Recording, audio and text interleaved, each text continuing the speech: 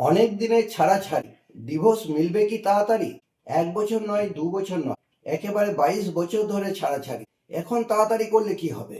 আদালতের রায় ছাড়া তো ডিভোর্স সম্ভব নয়। ডিভোর্স নেওয়াও হয়নি, আবার খোরপোশ দেওয়াও হয়নি।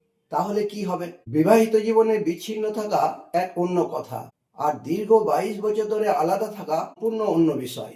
যখন একটি বিয়ে শুধু নামমাত্র টিকে থাকে, কিন্তু স্বামী স্ত্রীর মধ্যে দীর্ঘ 2 দশকেরও বেশি সময় ধরে কোনো সম্পর্ক থাকে না, তখন আইন সেই বিয়েকে কি চোখে দেখে, বা এতদিন আলাদা থাকার পর কিভাবে ডিভোর্স পাওয়া যেতে পারে, বা সেক্ষেত্রে ডিভোর্স দিতে গেলে খোরপোশ কত টাকা দিতে হতে পারে, এই সমস্ত বিষয় বিস্তারিতভাবে জানতে হলে ভিডিওটি প্রথম থেকে শেষ অবধি অবশ্যই দেখতে থাকুন। আর এই ভিডিও শেষে থাকবে আপনার করণীয় কিছু আইনি পরামর্শ। Welcome back to my YouTube channel. আমি জামিরুদ্দিন ফারুকি। আমি আপনাদের আইনগত শিক্ষা ও পরামর্শ দিয়ে থাকি। ভিডিওটি ভালো লেগে থাকলে লাইক করবেন, শেয়ার করবেন ও হাইপ করবেন। চ্যানেলে নতুন হলে চ্যানেলটি অবশ্যই সাবস্ক্রাইব করে নেবেন। আজই চ্যানেলের মেম্বারশিপ গ্রহণ করুন। চ্যানেলের মেম্বারশিপ নিতে হলে ভিডিওর নিচে থাকা জয়েন বাটনটি ক্লিক করুন। আপনার কোনো আইনি সমস্যা থাকলে কমেন্টে জানান, কারণ এই চ্যানেল সর্বদা আপনাদের পাশে থাকে।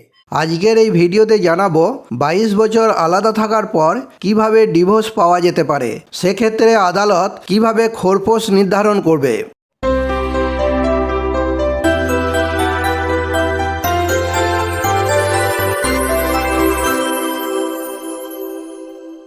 22 বছর আলাদা থাকার পর কিভাবে ডিভোর্স পাওয়া যেতে পারে। যে কারণগুলির উপর ভিত্তি করে ডিভোর্সের আবেদন করা যেতে পারে সেগুলি হলো: 1. বিবাহের অপূরণীয় ভাঙন। বিবাহের অপূরণীয় ভাঙন বলতে বোঝায় বিবাহ যেটি পুনরুদ্ধার করা একেবারেই অসম্ভব। ভারতে সুপ্রিম কোর্ট জানিয়েছে যে যদি কোনো দম্পতি দীর্ঘ সময় ধরে আলাদা থাকে এবং তাদের মিল হওয়ার কোনো সম্ভাবনাই না থাকে, তবে সেই বিয়েকে মৃত বা ডেড ম্যারেজ হিসাবে গণ্য করা যেতে পারে। আর 22 বছর আলাদা থাকা মানে সেই সম্পর্ক বা বিয়ে পুনরুদ্ধার অসম্ভব, যা ডিভোর্স পাওয়ার একটি অত্যন্ত জোরালো ভিত্তি। 2. পরিত্যাগ।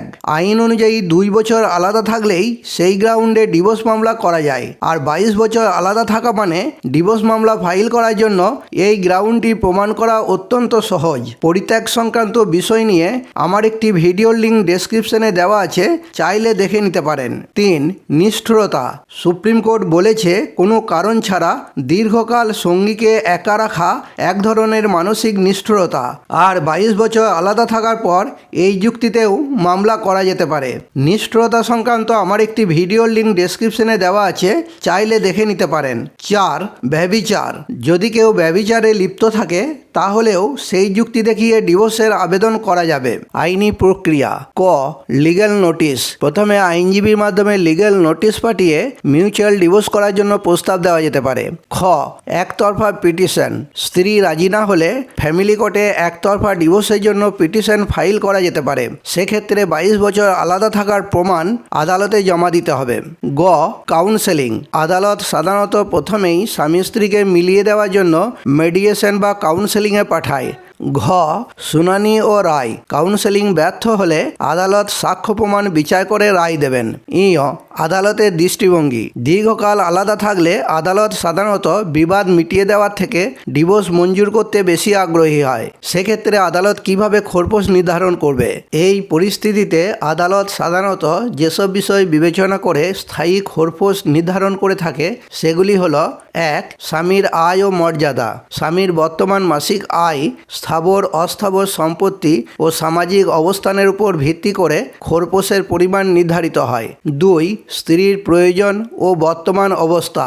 স্ত্রীর বর্তমান বয়স, তার কোনো আয়ের উৎস আছে কিনা এবং তার শারীরিক অবস্থা কেমন তা দেখা হয়। 3. বিয়ের সময়কাল ও পৃথক থাকার সময়কাল। স্বামী স্ত্রী 22 বছর ধরে আলাদা থাকলেও আইনত কিন্তু বিয়েটি এখনো টিকে আছে। এই দীর্ঘ সময়ের জন্য স্ত্রী তার প্রাপ্য খোরপোশ দাবি করতে পারে। 4. জীবনযাত্রার মান। বিয়ের সময় বা স্বামী স্ত্রী থাকাকালীন স্ত্রী যে জীবনযাত্রায় অভ্যস্ত ছিলেন তা বজায় রাখার জন্য জন্য প্রয়োজনীয় অর্থ আদালত ধার্য করে। পরামর্শ: 1. দীর্ঘ সময় ধরে আইনি ঝামেলা ফেলে রাখা উচিত হবে না। 2. 22 বছর পর এককালীন কিছু বেশি টাকা দিয়ে ঝামেলা মিটিয়ে নেওয়া ভালো। 3. স্ত্রী উচ্চশিক্ষিত হলে ও তার আয়ের উৎস থাকলে খোরপোশের পরিমাণ কম হতে পারে বা একেবারেই না লাগতে পারে। 4. ডিভোর্সের পর স্ত্রী দ্বিতীয় বিবাহ করলে খোরপোশ মকুব হয়ে যাবে। 5. স্ত্রী কোনো কারণ ছাড়া যদি স্বামীর থেকে 22 বছর আলাদা থাকে এবং স্বামী যদি তা প্রমাণ করতে পারে তাহলে খোরপোশের পরিমাণ কম হতে পারে বা মকুব হয়ে যেতে পারে।